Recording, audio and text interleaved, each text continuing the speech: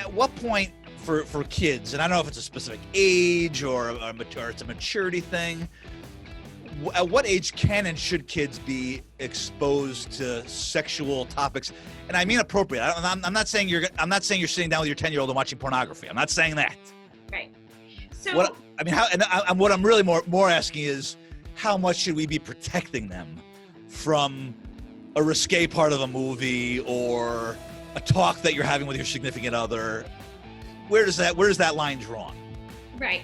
So what I want to just honor in the conversation is any, sort of attitudes and values and beliefs that, families and people carry that they want to pass down to their children. They are a great way, they have the privilege to do that, but they have to have the conversations, right? So let's say we're talking about with our, maybe young teens or preteens about the decisions about sex, what sex is, what it means.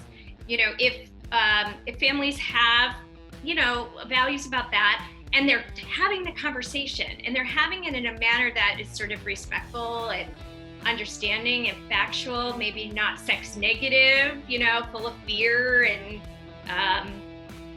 sometimes mistruths, like let's have a nice, balanced conversation, hopefully.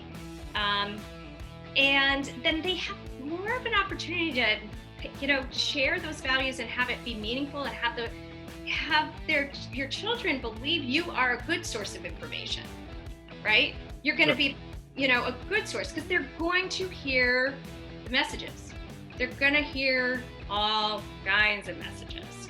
I've had some really interesting experiences just in the last 2 weeks with my 12-year-olds that blew my mind. And I have, such an open way of thinking and dealing with this. And it still blew my mind what happened to each of them in different ways, right? So my 12-year-old daughter was part of a group text where a boy sent at age 12 a full nude and asked the 5 other girls on the group chat for a nude. So that was a really interesting one to work through, right?